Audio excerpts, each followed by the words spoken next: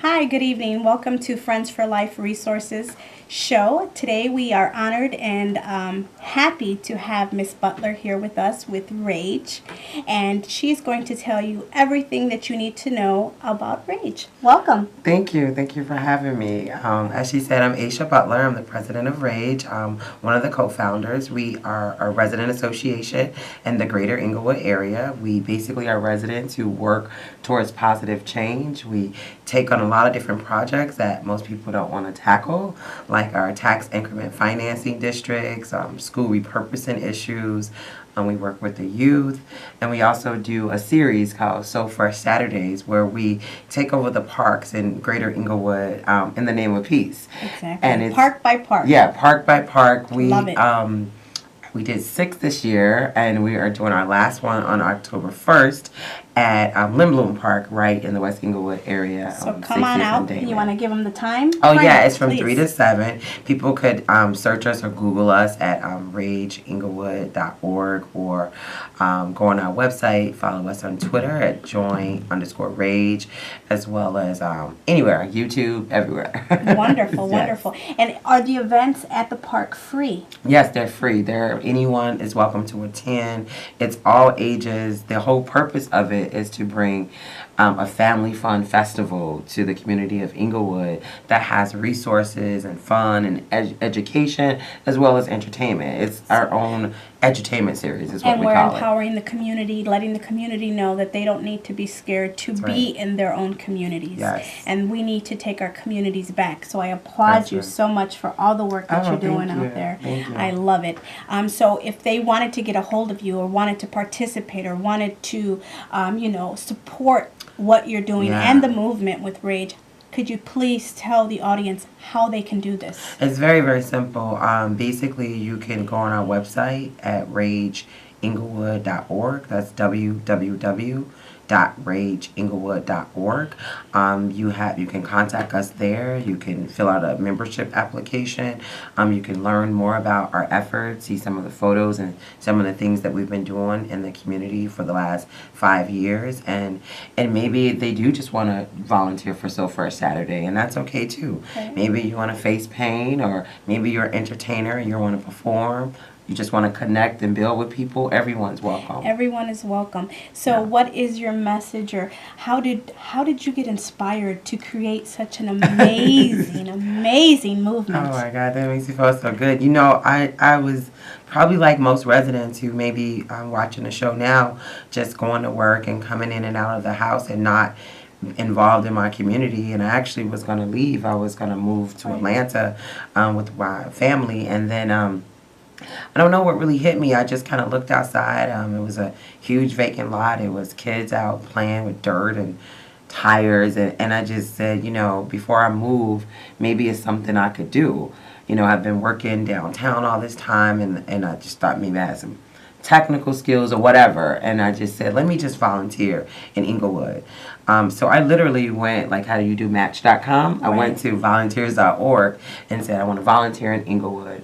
And when I did that, I went to an organization, I volunteered, I observed a lot of the key players who were doing community work in Inglewood, and just met some amazing, amazing activists and community leaders, and then once they did, and then once they met me, they were like, oh, you need to join this council and be a part of this. And then naturally, as a leader, a lot of those councils I began leading a lot of initiatives, and so it just continued on.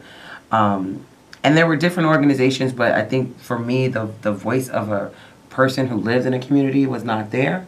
I think a lot of times we have a lot of residents or groups that not necessarily have a resident voice there. They're mostly practitioners in the community.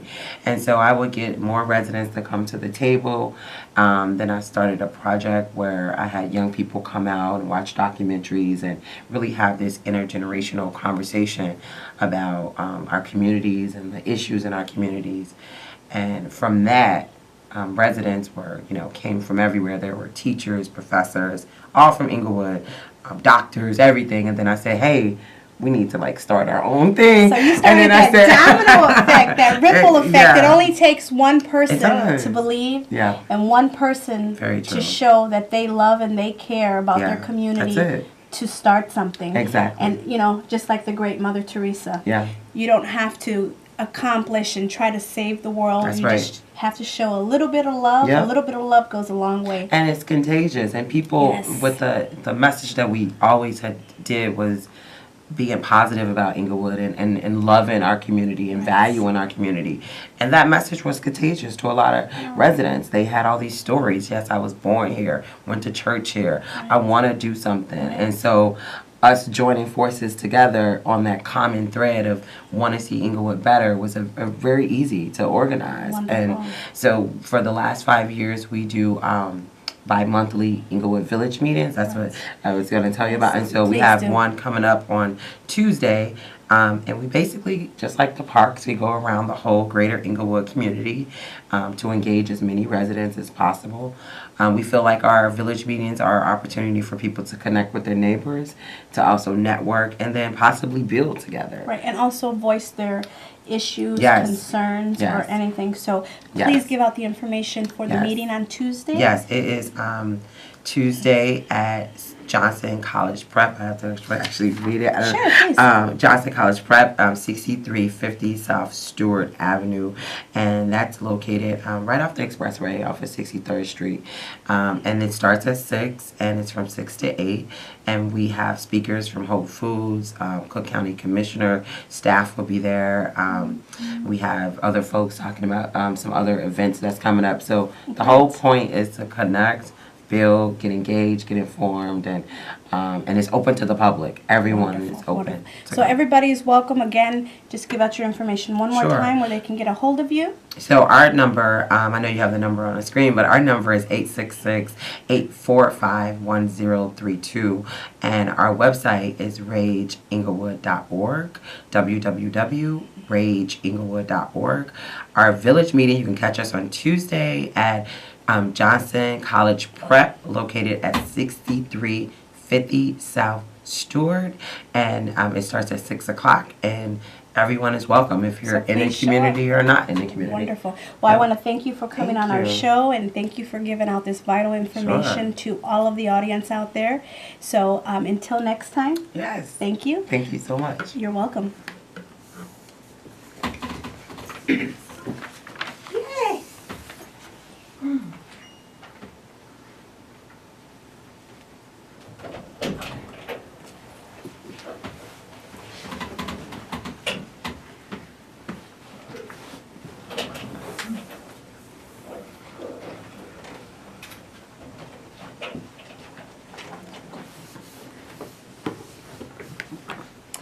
Hi, so welcome. We're back with Miss Gwen Baxter from Sisterhood. Thank you for coming on our show. And she's going to share information with you today about a very vital program that is available for everybody in Chicago who needs this information. So welcome to the show. Thank you. Thank you for having me. Our honor and our pleasure. Yeah. Sisterhood is a organization of mothers who lost their children to gun violence.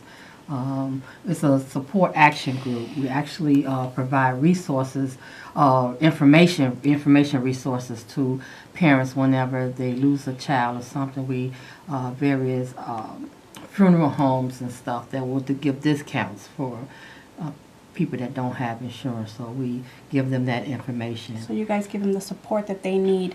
And could you tell people how to get a hold of Sisterhood? I seen on your website there's a prayer line and a lot of support that you guys offer families of any situation, any race, anybody that needs your help. You guys are there. Yeah, well, actually, it's mothers that lost their. It's a group of us. It's mothers that lost their children to gun violence. And on Mondays and Tuesdays, we have a prayer line, and I just don't know the number with technology. I keep the number in my cell phone, so I don't know it by heart. Of course. But we'll link that information on the Friends for Life the Friends for Life resource website. We will put that information there. At the end of the show, we will give you that website, and all of the vital information that's shared today on the show from everybody that is here will be on our website. Absolutely. And if you know anyone, a mother that's going through because of the grief process, what we do is empower one another to get through that process and then be able to take action out in the community, do community outreach, participate in various community meetings, just to try to get a real grip, that people see the faces of these our loved ones that has been lost, So we do have a telephone number that you can call, and that's 773-974-3215. Okay. 374-9215. Wonderful. Yeah. And again, if she doesn't have it right, we will make sure that number is put out right for everyone who needs the services, because it's something that's very vital and something that's actually happening. In Chicago, just about every day we see senseless killings being just taking over our city, which is something that we need to stop. Absolutely. But I thank you for your heart. I'm sorry for your loss, and sad that sisterhood had to come together. But it's important that you guys are strong women, that you guys created this for other women. Absolutely, because it's becoming an epidemic now. And so we have to really, embrace the families, what's left behind, because now you have a whole family. It's not just one person that has died. The whole family is encountering several processes, dealing with the loss of a loved one, So. Right. So is there a message that you would like to leave out there to Chicago? Yes, I would just like to say to the families, to the mothers specifically, and fathers as well, that there's programs and there's organizations out here, the sisterhood especially, to help you. You're not alone. You need to know that you're not alone in this process, and and that you can get the comfort, the understanding to be amongst people that like-minded, that knows what you're going through and the different stages that you're dealing with. And so if you call into the sisterhood, you're always welcome, and there's always somebody available to talk to you. Okay, great. And do you know the website? Or they just could Google sisterhood and they'll find information, right? Yeah, they'll probably get a little information for it, because we don't have an up and running. We just came out in December. We just got together and started. Okay. So a lot of things is in the works. Okay. But you could also, you have a Facebook page? Absolutely, yes. So you guys can find her, Miss Gwen Baxter on Facebook, or Sisterhood on Facebook as well. Oh, I want to thank you for coming on the show, sharing the information. Again, we will put all the vital information on the Friends for Life Resources website at the end of the show. Next, we'll bring out our next guest, which will be Mr. Jerry and Mr. Daryl Cook from Governor State University. They have a Generating Hope program, so we're going to bring them on, and thank you, and again, sorry for your loss. Thank you. All right, thank you for having me.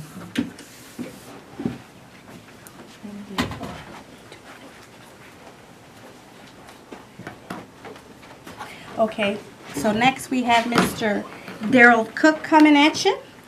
Hi, Mr. Cook. Thank you for coming on our show, and pleasure and honor to have you and host you, sir. Yeah, awesome.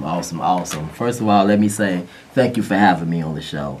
Our and pleasure. I just want to take the time right now to let your viewing audience know that I'm very, very proud of you. Thank I've you, looked sir. at the route that you've come right now. You've done an excellent job. I remember the first time on radio, you coming onto the show, and now you just hosted me at several events. So thank you for that. Oh, wonderful. Likewise. Sure. Yes, I was on his show many moons ago, a couple Absolutely. months ago, and now he's on this show, so For sure. thank you. So talk to me a little bit about this awesome program that you and Mr. Jerry have started at Governor State University. Yes, I'm yes, very yes. proud of both of you. Thank you very much. It's necessary to have to do. Definitely. So, first and foremost, I just want to take my hat off to the young ladies that was up here speaking before me. In the sisterhood, that's a serious thing that's taking place in Chicago right now, losing family members and tearing families apart at just an alarming rate right now. So we're two brothers that decided that, enough is enough. It's like Pastor Jolinda Way with that. Enough is enough. I'm tired of being incarcerated, selling drugs, disrespecting my women in my community. I wanted to go back to school and get me some type of education so my family and my youth could be proud of me, so Dad can leave a legacy, Exactly. because all I used to have in the neighborhood was just sight what's in front of me. I want the cars because the drug dealers made that look good. I want the money, and I want the ladies too. So I kind of like fell into that melting pot. The unique thing about what we have going on now at Governor State University is that, first of all, let me start by saying that if there's anyone out there with a passion right now that wants to do something good, even though you're living in communities where when you walk outside now, drugs are being used, no playgrounds, houses are desolate, and the one thing that can bring you out of that situation mentally before you move physically is education. Exactly. Investing in your mind, because once you learn something, no one can never take it away from you. They can't. Education allowed me to find myself inside a lost and found box. Exactly. And so this brother that actually be coming on after me, Jerry Davis Ill, we were all connected at Governor State University due to a situation that, like you said, it was terrible that it happened, but we're glad that it happened now because it allowed us to find our voice and learn the true definition of what advocacy is. Exactly. And so we had my brother, shout out to Terry Baines. My brother was in the social work program, and due to the insurance, due to ban the box issues, due to some of the rules and regulations that were at Governor State and across this country as well, my brother may not have been able to be insured in the social work program. And that affected us tremendously because we're saying, okay, we have a man now that was incarcerated. He's doing everything that the community would ask him to do. He turning over a new leaf and doing absolutely repented for the wrongs that he Exactly. did, went back to school, tried to be a good father in the life for his children, and now they're saying, now that you're in school, we may not be able to allow you to go into the social work program. And so we said, wow, if this brother doesn't have the opportunity to go into the social work program with a background, then there's no way in the world that he can get in any other field. Exactly. What field is it that should stand for this brother? And we said that it was social workers. And so we took the lead inside of there where our brother had to change his major. He had to leave the social work program and change the interdisciplinary studies. And we just said that won't work. So we got on board. We have fantastic instructors and professors in the social work program. Dr. Glass, Dr. West, Dr. Outlaw. These women helped us find ourselves. It was kind of like guided self-discovery. Okay. They had the wisdom, but they needed to give it to us because they knew the message and what needs to be said in the community right now. And it's the reason that I'm dressed the way I'm dressed today. Because I could have came in here, I wear suits every day. Right. We take care of business. I'm in the master's program at Governor State University now. But when I walk, thank you very much. But when we walk down the street and they see us with braids, hoodies on, you don't necessarily think educated initially in the door. Of course not. But and the thing is, we need to remain humble because we need to be able to reach and find common ground with the children that feel that we still can relate to them. Mm-hmm. When we start dressing up, they feel they can't reach us, or they feel that we're not going to be able to talk to them because they think that we're at a different level than them. That could possibly happen, absolutely. And so me and my brother, we actually do both. We're actually going to come in today. We couldn't decide on who was going to wear the jumpsuit and who was going to wear the suit because we want to show you that, yes, absolutely, we common men, but there is certain areas and scenarios in life to where you have to know how to do that. Exactly. And being formerly incarcerated before, I'm a returning citizen now, an individual, I always ask God every night, what's my reason for being incarcerated right now? Why do you have me here? And it was evident every time a new man came inside my cell that couldn't read the letter that he just got, or a young man that has never shaved before, or couldn't tie a tie, or, didn't know anything about economics. And one night as I was talking, helping the young man out with the letter, it just all hit me. I said, I get it. You want me to go back to school because the way I left my community wasn't right. Exactly. So I didn't want to party when I came back home.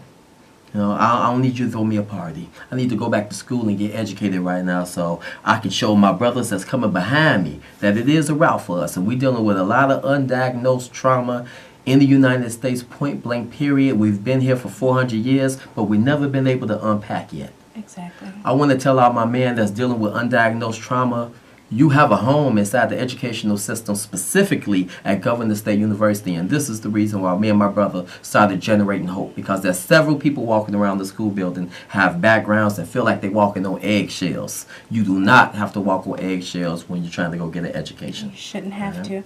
And the thing is that I love about that is that, you know, even though our past kind of forms and shapes who we are, we're not living there anymore. Absolutely. You know, I also am, and you are a true example of what life can be when you decide to take a chance, to make a choice, to create a change. Yeah, lady. Yeah, lady. Listen, I did 10 years, served 10 years incarcerated. Right. My mother was incarcerated for 32 years. Exactly. I have a cousin that's doing life right now. I get lost when I think about the numbers and how many years that my family has given a penal institution in the United States already. Exactly. You know, but I didn't let that weigh me down on top of my head. I wanted to come home. Went to the bachelor's program with my brother, master's program now, as I stated, and I'm not saying these things to brag or be braggadocious in any way. I just want a young male that looks like me, or a young sister that has a brother or uncle that looks like me, to know that it is hope for us, and the glass is always half full. I'm the author of a book, and I have my own radio show on 106.3 Chicago's R&B called Daryl Cook Live. So please listen to that Sundays 9 to 10 p.m. every Sunday, and we talk just like this. All the time I listen to him, and so I just want to thank you for coming on. Right now I'm going to bring Jerry on, which is his partner in crime. Absolutely. And pleasure and honor to know both men. Hang on 1 second, please. And he is coming on right now, Mr. Jerry D. Bring your chair closer to me so we can get you on. All right. And now we're here with Mr. Jerry. Honor and pleasure to have you on our show here at Friends for Life. So let's talk about the program that you have. We got 5 minutes for at Governor State University. I want to applaud you and say thank you for generating hope at G.S.U. Thank you for having me on. I remember I met you on Daryl Radio Show, Yes. and I caught that beacon of light that you have. Thank you. Before I start real quick, I'll do it in 5 minutes, but I grew up 4 blocks from here. Wow. So it's ironic, and I work for WestCare. My brother didn't mention he worked for WestCare too. We are counselors. Right. And I do my groups at the ID Home. It was Juvenile Detention Center, 1100 South Hamilton, Right. and we call it the ID Home. Exactly. And it's ironic that I'm back full circle in my own environment and providing hope and love to these children. And that's what Now that's- Chicago needs. And we need it. Yes. And so when we talk about generating hope, Daryl gave you a synopsis of it. It was started with 4 individuals with Terry. And we found our voice. He mentioned our mentors, Dr. Glass, Dr. West, Dr. Allo. But when we found our voice, I regret some of the things I did in my past, but my past shaped my character. Exactly. And by shaping my character, I've too been to jail, and I heard her talk about the mothers who lost, but I lost my child too. So me and my ex-wife, we lost a child of violence Sorry to hear that. who was stabbed in the neck 30 days before I got out on my birthday. And they counted me out, and I'm glad they counted me out, because I did a lot of research and studying in myself and found out who I was. Right. So, and in doing that, I vowed her life would not be in vain. Wonderful. And that was my vow. And that's how we got to generate hope. And I don't believe in strange happenings. That's how my partner in crime, Daryl, and we all connected. And you had 3 strong African-American males and 1 Caucasian sister who started a small support group, which has turned into an organization. We are the first organization generating hope to challenge the school's discrimination. I have the shirt on because this is one of our missions. Our school put the Are You Convicted Felon on the application. And we were already in the program. We could have turned a blind eye, but we fought that because it was discrimination and injustice. Because you talk about returning citizens, paying your debt to society, but then you come out, you can't get educated. So if I can't get educated, I can't uplift myself. And I can't go on with my life and be successful because I've already paid my debt to society. I know that all too well. I know. I just got denied for Uber. And, Wow. And I committed a crime 22 years ago, but See what I'm saying? Double standard. Exactly. So I just want to add this part in because people counted me out, and I have to add this in when my brother was talking about it. I won a Lincoln Student Laureate Award last year. So here's a guy who, Congratulations. thank you, who come out of jail and been out for 6 years, and out of 2,000 students, everybody has not been incarcerated, and I won based on all the diligent work we did at the school and the work we do in the community and the civic engagement. 1 minute. 1 minute. There was an honor to win, but it wasn't for me. It was for the community and show we're not an exception to the rule. And you can make change. So we need you to come to Governor State. We got your back. We're going to erase that stigma and show you that real men do stand up. Regardless of color, diversity, we stand up and stick together. So how can people get involved with generating hope at GSU? How can they get a hold of you? How can they get a hold of Daryl? Could you give that information out to our audience, please? Okay, you can reach me at jdavisel@student.govst.edu or at dcook, that's DCOOKE, at student.govst.edu. And for any of your substance abuse programs and things like that, how can they get a hold of you? Do you have a phone number that they can call? Well, they can look up the West Care Foundation, and we have different programs. I work with the adolescents. Daryl work with the adults. We have like 4 or 5 programs. They have an employment program, and they kind of find us on the West Care Foundation. Okay. And again, all of the vital information that's given out here today will be on the Friends for Life resource website. We will be linking everybody's information that's given out here today on the website, so you guys will be able to find us and the information here today. What is your message that you want to leave Chicago? Message of hope. I'm proud of you and your work done since I met you. I'm proud of you. I'm proud of my brother. I'm proud of the sisters who came on, because we'll put that stigma in all the violence, but we won't show the real work that's done behind the scenes. So I'm humble and proud to continue to be on the front lines and do the work. Right. So we just want to thank everybody out there in Chicago for all the activists, all the firemen, the policemen, the people that are out there digitally working in our communities, providing hope, providing mentors, providing role models to our youth that are out there praying for our safety, for our children's safety. We thank you. Again, we want to thank our founder of Friends for Life Resources, Miss Lisa Diggs. If you want to get a hold of her, her number is 773-360-0661. You can find all of our information on www.flrinc.com. Again, our website is www.flrinc.com. You can catch us here every Thursday at 7:30, channel 21. Please call into the show, be a part of the conversation, be a part of the community events. R.A.G.E is holding theirs Tuesday. Come out to their So Fresh Saturday event. Please join Sisterhood. If you know somebody that needs their service, please feel free to contact them. Find them on Facebook. You can find Daryl Cook on Facebook. You can find Jerry on Facebook. You can find me. You can find Lisa. Everyone have a good night. Be safe, Chicago. Thank you for watching our show.